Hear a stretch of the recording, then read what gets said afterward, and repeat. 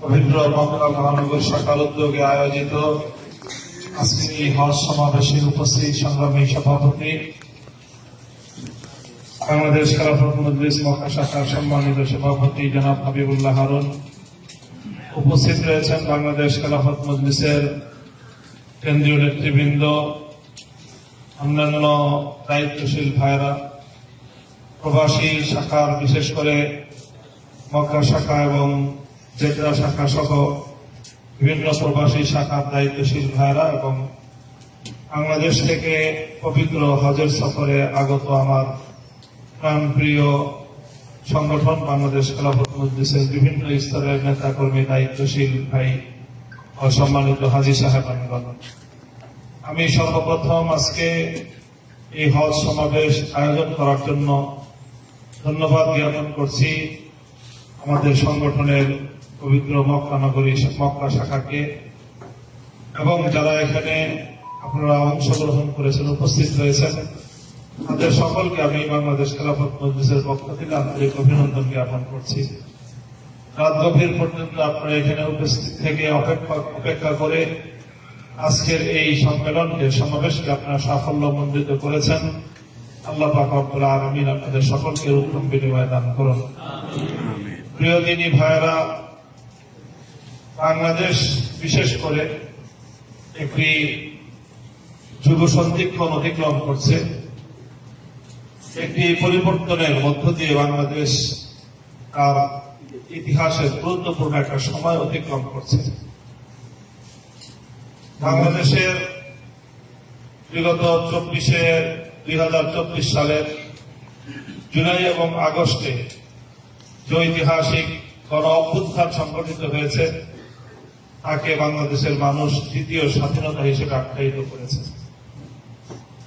দ্বিতীয় স্বাধীনতার মধ্য দিয়ে বাংলাদেশের স্বাধীনতা পরবর্তী 53 বছরের জুলুম, নির্যাতন এবং কায়েমি স্বার্থবাদ এবং এই চলমান জুলুমতন্ত্রের যে একটা কালচার, যে একটা পরিবেশ গড়ে উঠেছিল, যে টেন্ডেন্সি মানুষের মধ্যে, বিশেষ করে রাজনৈতিক দলগুলোর মধ্যে প্রতিষ্ঠিত হয়েছিল, 24 জুলাই বিপ্লব বাংলাদেশের মানুষের সামনে এক নতুন সম্ভাবনার দিগন্ত উন্মোচন করে দিয়েছে। আলহামদুলিল্লাহ, আমরা আল্লাহ পাক রব্বুল আলামিনের শুকরগুজারি আদায় করছি যে বাংলাদেশের মানুষের ভাগ্য পরিবর্তনের ঐতিহাসিক এই মাইল ফলক 24 জুলাই বিপ্লবের অন্যতম স্টেক হোল্ডার হল বাংলাদেশের ইসলামী সংগঠনগুলো, বাংলাদেশের ইসলামী ভাবধারার জনতা এবং তার মধ্যে অন্যতম গুরুত্বপূর্ণ ভূমিকা পালনকারী প্রাণপ্রিয় সংগঠন বাংলাদেশ খেলাফত মজলিস। বাংলাদেশে বিগত ফ্যাসিবাদী আমলে কয়েকটি বড় বড় অত্যাচার, জুলুম, এমনকি গণহত্যার মতো কার্যক্রম পরিচালিত হয়েছে। 2009 সালের পিলখানা ট্রাজেডিতে শাহাদাত বরণ করেছে 57 জন দেশপ্রেমিক সেনা কর্মকর্তা। 2013 সালে শাপলা চত্বরে নবীপ্রেমিক তৌহিদি জনতা বিপুল পরিমাণে তারা রক্ত দিয়ে, জীবন দিয়ে বাংলাদেশে ফ্যাসিবাদের বিরুদ্ধে একটি আন্দোলন এবং সংগ্রামের বীজ বপন করেছে। 2013 সালের পরে আবার 2021 সালে মুসলমানদের রক্ত ঝরানো ভারতের বিতর্কিত প্রধানমন্ত্রী, গুজরাটের কসাই খ্যাত নরেন্দ্র মোদীর আগমনকে কেন্দ্র করে বাংলাদেশের স্বাধীনতার সুবর্ণ জয়ন্তী উদযাপনের সময় দেশের ধর্মপ্রাণ মুসলমান মানুষেরা তারা তাদের শান্তিপ্রিয় বিক্ষোভ জানানোর সময় পাখির মতো গুলি করে হত্যা করা হয়েছে 19 জন মুজাহিদকে।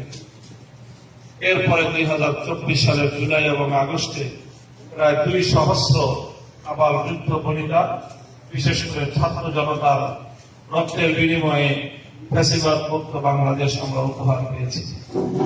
এই যে 2009 সাল, 2013 সাল, 2021 সাল এবং 2024 সাল, এই বড় বড় মোটা দাগের এই হত্যাকাণ্ডগুলো, এই নিপীড়নগুলো রক্ত ঝরানো রক্তস্নাত এই ইতিহাসের মধ্যে বাংলাদেশে ইসলামপন্থী আলেম সমাজ, হেফাজতে ইসলাম বাংলাদেশ সহ ইসলামী সংগঠনগুলো দুইবার তারা জুলুমের মুখে বুক টান করে দাঁড়িয়ে বুকের রক্ত দিয়ে মাতৃভূমিকে পবিত্র করবার মহান ঐতিহাসিক দায়িত্ব তারা পালন করেছে। কাজে এই জন্য আমরা মনে করি জুলাই এবং আগস্ট বিপ্লবের অন্যতম স্টেক হোল্ডার এদেশের ইসলাম প্রিয় জনতা, ইসলামী সংগঠনগুলো। কাজে আগামীর বাংলাদেশ কিভাবে গড়বে, আগামীর বাংলাদেশ কিভাবে পরিচালিত হবে, সেই বিষয়ে দেশের ইসলাম প্রিয় জনতার অনেক গুরুত্বপূর্ণ দায়িত্ব রয়েছে এবং সেই ঐতিহাসিক ভূমিকা তাদেরকে পালন করতে হবে। আলহামদুলিল্লাহ, বাংলাদেশ খেলাফত মজলিস বিগত প্রায় বছর খানিক ধরে এদেশের মানুষের মনের মধ্যে খেলাফতের নতুন স্বপ্ন তৈরি করেছে, যে সম্ভাবনা জাগিয়ে তুলেছে। টেকনাফ থেকে তেতুলিয়ায় অল্প সময়ের ব্যবধানে আমরা প্রায় 58টি জেলায় 70 থেকে 80টি মহাসমাবেশে যোগদান করেছে বাংলাদেশ খেলাফত মজলিসের ব্যানারে। আমরা দেখেছি প্রতিটি সমাবেশে যে মানুষের গণজোয়ার তৈরি হয়েছে, মানুষ যে বিপুল উৎসাহ উদ্দীপনা নিয়ে এই সমাবেশগুলোতে অংশগ্রহণ করেছে, সেই সমাবেশের তার মাধ্যমে আমরা আশাবাদী যে আগামীর বাংলাদেশ হবে ইসলামের বাংলাদেশ। আগামীর বাংলাদেশ করবার পিছনে আগামীর যে বাংলাদেশের যে ভিত এখন তৈরি হচ্ছে, আপনারা দেখছেন যে বাংলাদেশে বর্তমানে